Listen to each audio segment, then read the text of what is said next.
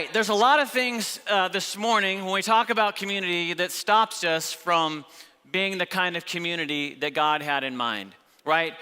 Being together in unity. Pastor Gary talked about keeping the unity last week, right? He talked about that unity rests on the calling, the character, and the commitment that we have, as well as what we believe, the creed.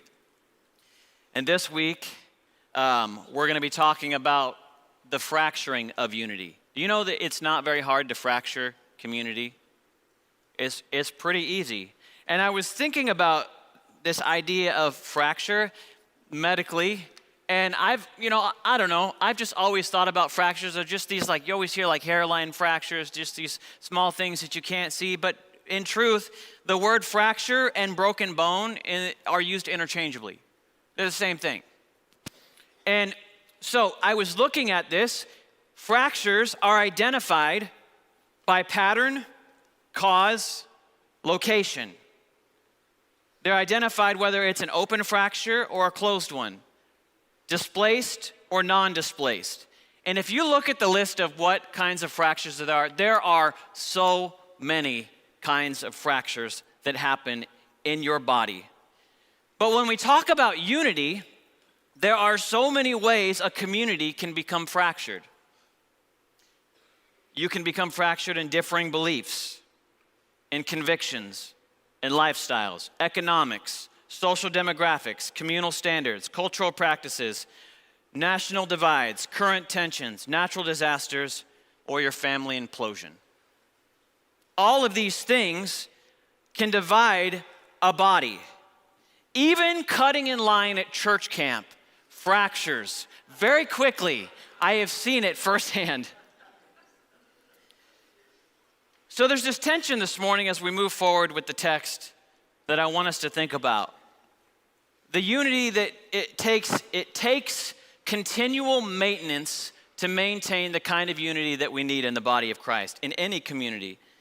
And if we could identify certain pressures, it would help us to become able to avoid these fracturing moments, whether it's in a person, a family, a church, a community. Because that's really what fractures do, right? They happen because of pressure.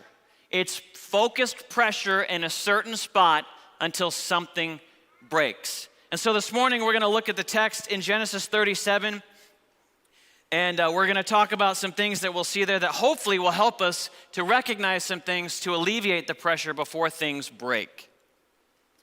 It's the account of Jacob's family line. And I think that's interesting because when you read the story, it really seems like the story is all about Joseph. In fact, it really kind of continues all the way through till the end of the book. But that's not what it talks about in the beginning of this chapter. This is talking about Jacob's family line, the lineage there, the community of his household. And let me give you some backstory of just kind of the people that are here in the story. You have Jacob, right? He has the favorite son, Joseph, and it's his favorite because he was the last born. He had him at an old age, and he made him this decorative coat, like this amazing coat. You probably already knew that. Then you have young Joseph at the age of 17, who's this young one, who's the baby of the family. Anybody the baby of the family? I am, so I own that proud. He's the tattletale. He knows everything that's going on. He has a dream, and he's very quick to tell his brothers the dream. He's got 11 of them, and he's like, I have this dream, and you're going to all bow down and serve me. That's a nice dream to share with your brothers. I'm sure that got him a lot of points. No, it didn't. They hated him. They were jealous because of these things that were happening.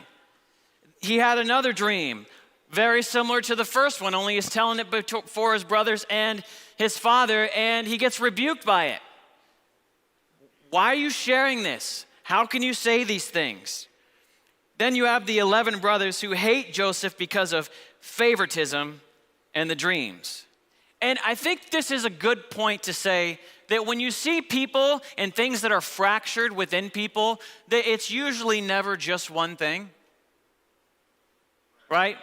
It might seem like the one thing in the moment, but there are things behind the one thing. And that's no different in this story. And here's the story. Jacob sends Joseph out to check on his brothers. He goes out there thinking everything's good, and his brothers see him from a way off, and they plot to kill him. And in the process of getting him over there, they throw him down a cistern, and they decide, let's not kill him, but rather let's sell him into slavery. And that's what they do. And they rip off his coat, they throw animal blood on his coat, and they take it back to their father thinking this is going to be amazing for us. I mean, really, how else can you do that thinking it's not going to benefit you? And they take back the coat and they say, he's dead. And Jacob begins to weep uncontrollably. They try to console him, and he says, I will never be consoled until the day I die. And you have to read that portion of the story and think to yourself, wow, that backfired. That's not the way they thought it was going to play out. And so here's the first pressure that we have to recognize that you see in this story. It's the pressure of dysfunction. You cannot escape the dysfunctions of this world. Jacob's dysfunction, he's living in the land of blessing, the land of promise where it was given to Abraham and to Isaac. He's living in the place of blessing, but he also has dysfunction. He's had this dramatic life change where God calls him Israel, right? He wrestles with God, all of those things, but yet he carries the baggage of favoritism. That part of the story is not unique to Joseph. You can also see it between Jacob and his brother and their father. He carried that with him. It's baggage. You see dysfunction. You see the brothers' dysfunction of how they treat Joseph. They want to kill him. How many know that's not normal? And then you have Joseph's dysfunction as this young teenager talking about this dream that he has no idea really what he's saying, but he says it so confidently. But here's the truth, that whenever there's people, family, or communities, you're going to find dysfunction. And growing up, I can just tell you that our household was broken at a very young age, and my parents were divorced. And I'm just telling you, I've seen a lot of dysfunction. In youth ministry, over 20 years of youth ministry, lots and lots of dysfunctional students. It's there. I remember several years ago, shortly after we came, we were doing van ministry from the south side of Des Moines, inner city Des Moines, and while one of our leaders was giving the students a ride home that night after service, he asked him, what is it that you see yourself, in the future? And the girl was pretty quick to respond, and she said, well, my grandma was pregnant at 18. My mom was pregnant at 18. So I guess I'm going to be pregnant. Now think about that. She'd already wrote something over her life that was dysfunctional. Just something that she had already accepted. There was another boy who had shown up at our youth ministry from the apartments. And I remember he was there for a while, and we got to work with him, and really just had one of those smiles that when he smiled, would light up the room. And I'll never forget the day when he came to church, and his head was down, and he said, we're like, what happened? And he said, this last week was my 14th birthday, and on my 14th birthday, while we were celebrating, the police came into our house and raided it and busted my parents for drugs and all kinds of paraphernalia, and my sister and I were separated, taken out of the home. Dysfunction. There was another girl, she was probably 16 or 18. She was one of the most hostile girls I've ever had in youth ministry. She was so angry. And because of that, she was always causing tension upstairs. And so Crystal and I decided we're just going to take her out and just see if we can't just talk to her and just try to encourage her and see what's going on. And in the midst of the conversation between her and her boyfriend, she began to tell us that a few years prior, she had lost her dad, who went down into the Des Moines River on a cold winter night and jumped off the bridge. She was upset, as any normal teen would be. Dysfunction. right? Now, those are kind of some extreme cases of dysfunction, but we all have dysfunction that we have to deal with, that we have to wrestle out. But here's the truth, that you may not be able to change the dysfunction, but you don't have to surrender your life to it. Those things do not have to become your identity. But here's what people tend to do. They see the dysfunction and they try to control the narrative even more, to try to fix the problems. You see that with Joseph's brothers. They are very quickly to identify the source of the problem, Joseph. He has the favoritism. He's dad's favorite. We are living in the shadows, and he's sharing these dreams, and we know what we should do. We should get rid of him. They tried to control the narrative, a narrative that didn't play out too good in the end. And I will tell you, the truth is, the more that we see problems in our lives, the more that we try to control the narrative. I've seen people try to micromanage their households, their families, their students over the years, and I will tell you, it never got the results they intended. In fact, one of the things that destroys households more than any other one thing that I've seen, and you see it in this story, is an unhealthy expression of love. But just because you're exposed to something unhealthy doesn't mean that has to become your identity. And do you know how you break the cycle? You make a choice. I'm not going to be that person. I'm not going to be that. And you make a choice that leads to another choice, that leads to another choice, and it begins to snowball before too long, before that is who you are. So how do you fix that? By doing the right thing, by showing God's love through you. Do you know God's love through us and in us opens doors to restoration and healing and forgiveness, healthy thinking, wholeness? In fact, if you think about the story of the prodigal son, why does he go back home? I know I'd have it better in my father's house, but he knew he could go back home because home to him was a welcoming place. And I would suggest to you as a community, as a place, there's nothing more important in the expression of God's love is to say, you are welcome here in God's house. You are. Keeping the door open. And you know what the key to winning is? It's one word. I'll spell it for you. ISU. I didn't say that. I'm joking, people, mostly. No, that's not the word. The word is start.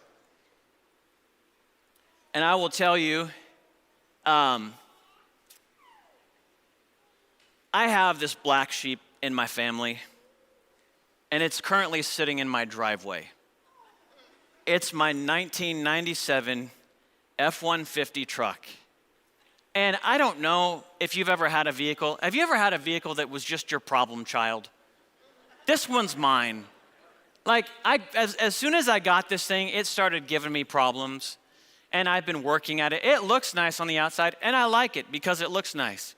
But all of the problems that it seems to have are like, they're elusive. Like, they just doesn't follow the normal pattern of things. And just when you think that it's gotten, like, you figured it out, like, it's not it.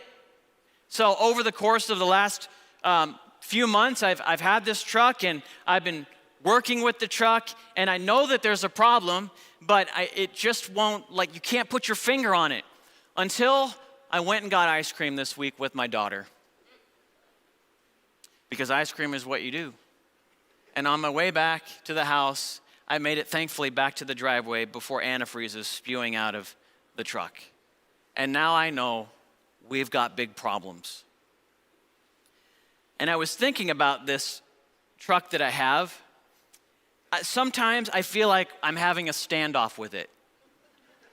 Have you ever had that? You just stare at your stuff and you're like, you should be better than this. I mean, we have a car bash this week that I think would be a good candidate for my truck.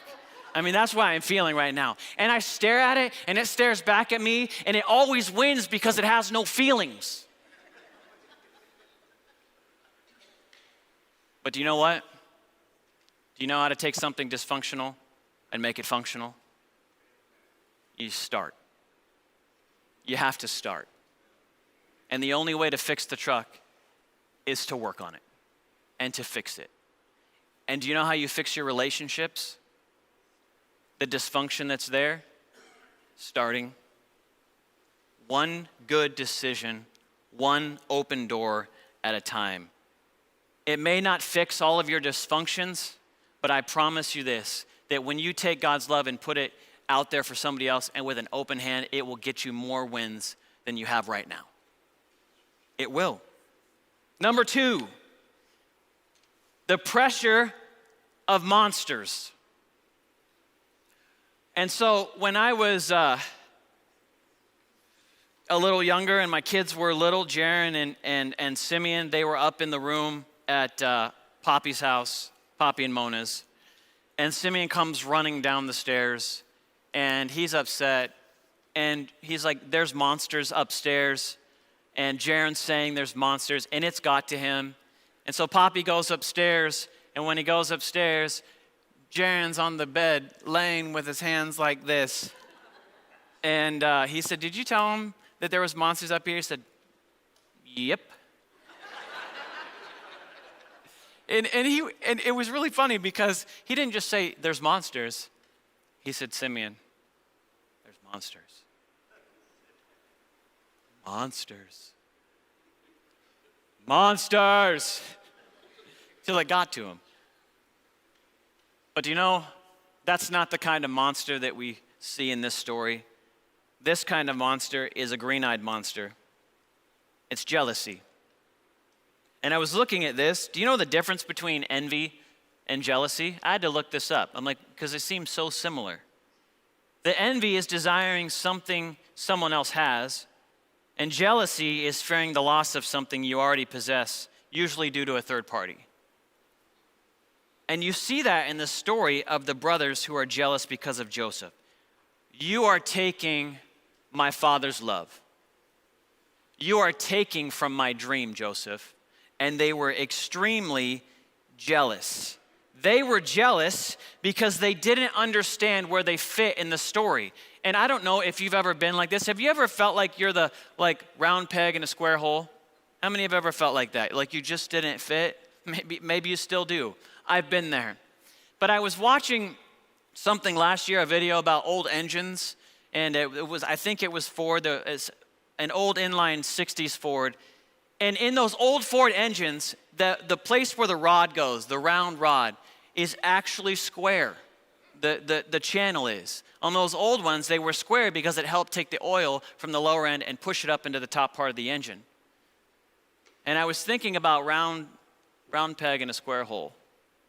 Sometimes when you think you don't fit, you're actually the very thing that needs to happen in order to bring health to the other parts of the body. And if they could understand in the story, these brothers, where they fit in the picture and what God was doing, they probably would have had a better perspective. They definitely would have. And there's this saying, and I don't know if you've heard this, I don't even know where it came from. But the saying is this: if the grass is always greener on the other side, it's probably AstroTurf. It's never what you think it is. And I wonder how many of us have looked at somebody else's life and felt like, that should be you. You deserve that. And I would suggest when you have those feelings, you're only pulling from the dream that God is wanting to give you. You're failing to see what the brothers saw, where you fit. If you read in Scripture, I don't know if you've ever done this before, reading the Scripture. Have you ever read Scripture and man, I wish I was like them. Right? Like the mighty men of David, the mighty men of valor. Abraham, he was a friend of God, person of promise. Joseph, everything he did had success. That would be a huge plus. Moses, deliverer, mediator. David, a man after God's own heart. The prophets, miraculous works. But here's the truth. Abraham lied about his wife twice. Joseph went into slavery, accused of misconduct, became a prisoner before he ever saw the fullness of the dream. Moses killed a man, lived in the desert, and dealt with grumbling people until the end. David was on the run from Saul, committed adultery, and fought against his own household. The prophets, they were killed and persecuted. So when we think about all these people that we would really love to be their dream, like for us, we don't often consider what it took to get there. There's a lot that it takes to get to a place where you see the dream fulfilled. And I was thinking about this, and I was thinking about in Scripture where it talks about, Paul writes about this, about as a body of believers, that in the body there are many parts, right? The eyes and the ears and the feet and all of these things he describes, and they all have their unique function. And I was thinking about it in light of this story, that how unhappy we would be if I was a hand, but I really wanted to be an eye. And I started living like an eye. I mean, just think about that in terms of like, as really if that could happen. Could you see how stupid that would be?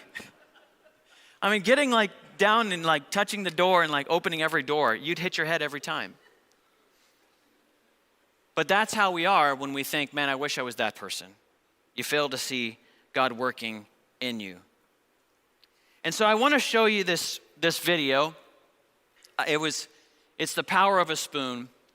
And it's a video that really kind of captures this idea of jealousy, that hopefully we can bring this full circle and see how it can help us. Check it out. Standing in the playground behind my school beside this enormous pile of leaves, and this tiny little hand comes out of the leaves with a silver metallic object in it. And the boy attached to the hand, he says, "Look, Mr. Dix, a spoon." And it's a spoon. It's an ordinary kitchen spoon, probably fell out of a lunchbox earlier that day or 10 years ago. But I say, no, Jamie, that's the spoon of power. And now that I've declared it to be the spoon of power, I must have it because that is who I am. And Jamie knows this. I can see it on the look in his face. And he knows that I know it. And I know that he knows that I know it. And all of this is true because he's running before he says anything else. And the 74 kids that I'm supposed to be monitoring closely are lost to me. And the only thing I focus on is a little red-headed boy with a spoon that I must now have. And we run across the field and we climb up the slide and through the tubes. And 17 minutes later, the bell rings. And that little boy still has the spoon. And I can't believe it. But he's my student. We've got 2 hours left in the school day. He's a 5th grade kid. You know, he's a boy. He has the attention span of like an aging squirrel. He will forget about the spoon, and I will get the spoon. So we're in class. I'm teaching math, and I can't believe how brazen this kid is. He puts it on his desk, daring me to take it. He's got one eye on the equation, one eye on the spoon. I'm reading to the kids on a stool. It's still sitting there. He's like listening to me and watching the spoon. But I know what his downfall is going to be because at the end of the day we write, and Jamie loves to write. He's one of these kids that as he writes, his head slowly falls on his arm. And I just wait for it to happen. And as I watch his head go down, it's time for me to pounce. I sneak up the aisle. I reach over to grab it, and it's not there. He turns to me and says, "Did you really think I was going to leave it there?" And I turn to the girl next to him. I say, "Where's the spoon?" She says, "I don't know what you're talking about." I turn to the boy. I don't know what. I threaten the whole class. You're all getting like a year's of homework right now if I don't get the spoon. And then the bell rings. And Jamie's out of his seat. He's running to his locker. As he leaves the room, he stops at the library. He pulls out the S box of books, reaches in, takes out the spoon, and says, "I filed it under S." And he's out the door. I've lost the spoon. I'm never going to see it again. The next day, he walks into the room and he has the spoon around his neck on a chain. And I say, "What?" And he says, "My father drilled the hole and my mom gave me the chain." And as terrible as I am, I know I can't rip a spoon off a kid's neck by the chain. So he just walks around with the spoon of power.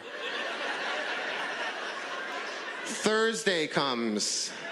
It's time for a math test, and Mackenzie has to lose her mind because this is what Mackenzie does. She might get a 99 instead of 100, and that would be the worst thing. So I have to calm down Mackenzie as I do every day. But then Jamie gets out of his seat, walks over to Mackenzie, takes the spoon off, and puts it on her neck.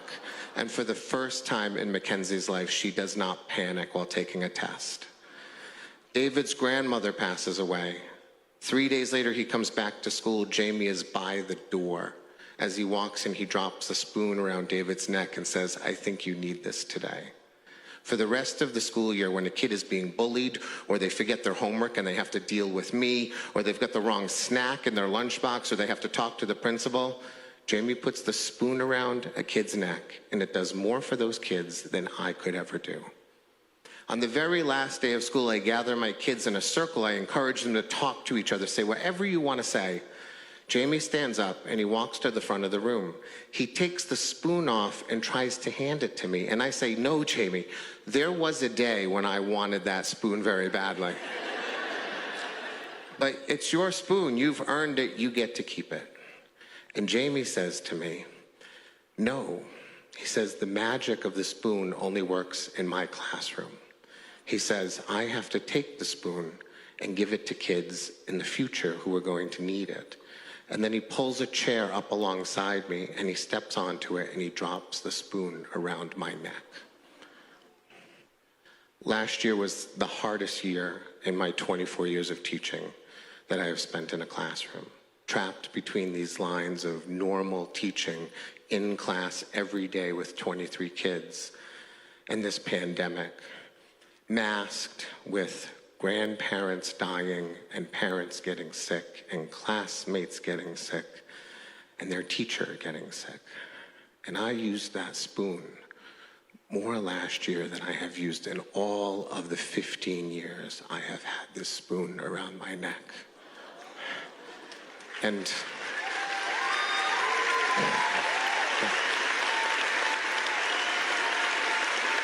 thank you.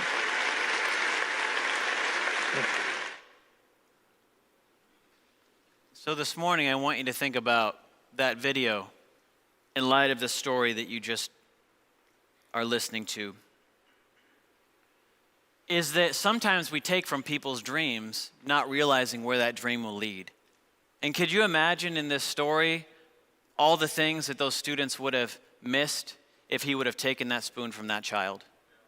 But here's the cool thing. Because he celebrated and he let the kid have his dream, his moments, he unknowingly became somebody who participated in the dream later on and took that forward into the future.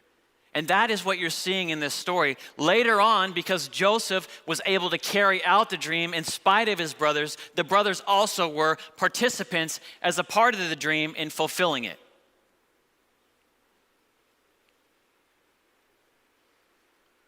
In fact, when you think about community, do you know the brothers were the original, they are the tribes of Israel. They're the representation. I don't think any of them could have understood the magnitude of what those families individually would have produced. Think about Judah. Jesus, David, Mary, Solomon, Caleb came through that lineage. Levi, Moses, Aaron, John the Baptist, Barnabas. Zebulun made up the largest portion of David's mighty army. Issachar, great discernment. Benjamin, Saul, Mordecai, Paul. These are just a few.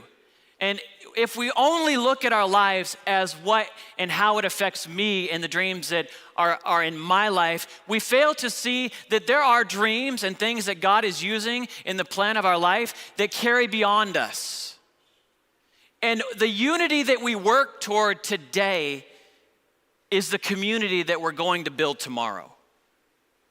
And if these brothers could have just realized that God is doing through my life something bigger than I could ever know, it would have given them greater purpose and greater drive and hope.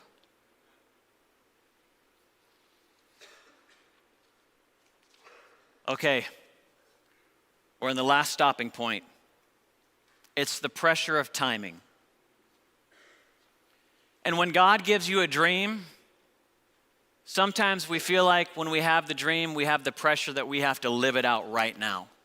We have to tell everybody the dream, whether we understand it or not. And that is what is happening in this story. Sharing the dream got Joseph thrown into prison, but God used it. It's this pressure that we feel like when we get dreams. But dreams, whether you're Jacob or Joseph, were meant to be an anchor point to what God is going to do in the future. They give you this hope. They give you a center. They give you something to latch onto. They weren't meant to just dictate everything about your moment, but help you in the back of your mind to remember God's doing something. In fact, there's this place in Scripture of Ecclesiastes of finding the perfect timing, that it says there's a time and season for everything. And that if you look at it, and when he's talking about it, he says, what do workers gain from their toil? I have seen the burden of God has laid on the human race. He has made everything beautiful in his time.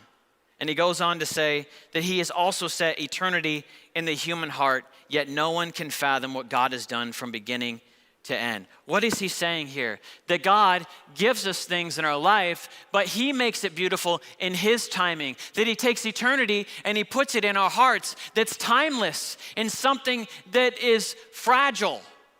Why does he do that? To let us know that he's there. He's got a plan. But how does that lived out? It's something that God does. He's the one who works it out.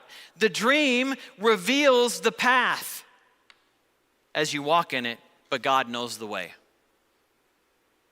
He does. You know that?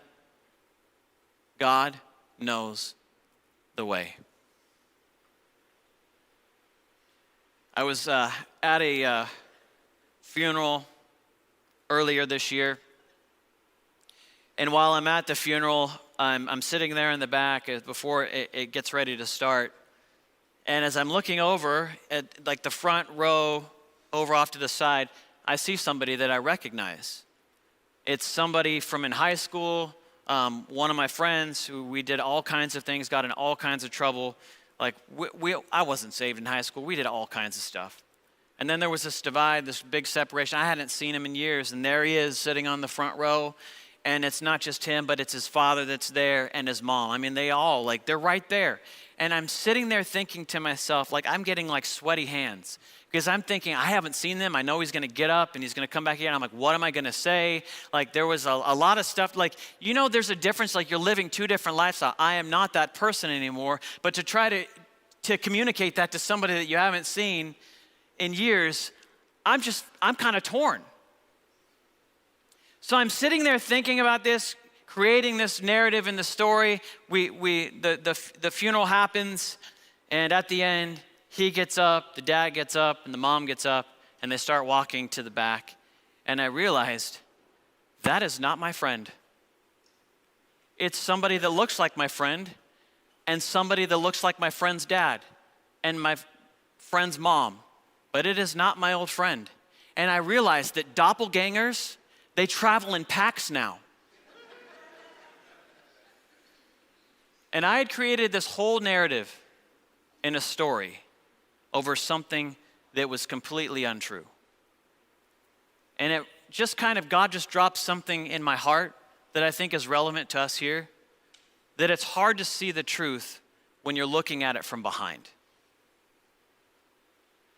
And how many times in our life when God gives us a dream and he tells us things that we're staring at that dream from the backside, we haven't been to where it's leading yet. And if we could just realize that in our life, the things that are happening, not to surrender to the pressures of timing, but to realize and step back and say, God, he's the one who leads the way. He's the one who makes it beautiful. And if we can just trust that whatever God has given us to walk in that boldly, we are going to be a lot better in our community. So this morning, if you'll stand with me right now, how do we keep unity from fracturing? By not surrendering to the dysfunction. You don't have to. You don't have to surrender to the monsters of your life of jealousy, but realize God has a plan for you that's bigger, that will live on even after you're gone. You send things forward. And you don't have to surrender to the pressure of timing. God knows how to make all things beautiful. So I want to share this last piece that I think kind of brings it together. That fractures are going to happen in the body. They're going to happen in every community. But just because fractures happen doesn't mean it has to destroy the unity that we've worked hard to have. And I saw this a couple years ago. We were at the Southeast Polk Wrestling Tournament, and while they're there wrestling, one of the wrestlers was on the mat and had a freak accident where it broke his thigh bone. I mean, it broke. You could hear it up in the bleachers. That's how loud it was. His legs like on the side now. He's down on the mat. He's in shock. Like he's just playing a phone like nobody, like he doesn't even realize what is happening. It's in that kind of a moment. But what was really neat to see is in that moment when that happened, the entirety of the wrestling team walks out on the mat and they start facing out toward everybody like nothing to see here. Nothing to see here. And if we could live as a body that even though there's fractures, live in such a way to everyone else, nothing to see here, we're together, we're unified, and we're moving forward. How great could this body be if we could do that? Lord, I pray right now in this place that you would help us. Wherever we see the dysfunction and the fractures, Lord, help us to have the mindset to not cave to those things, but to trust that you know what you're doing. To trust, God, that you work all things together for the good. And that when bad things happen, that we realize that we are not alone in this, but you're with us and you're for us. In Jesus' name.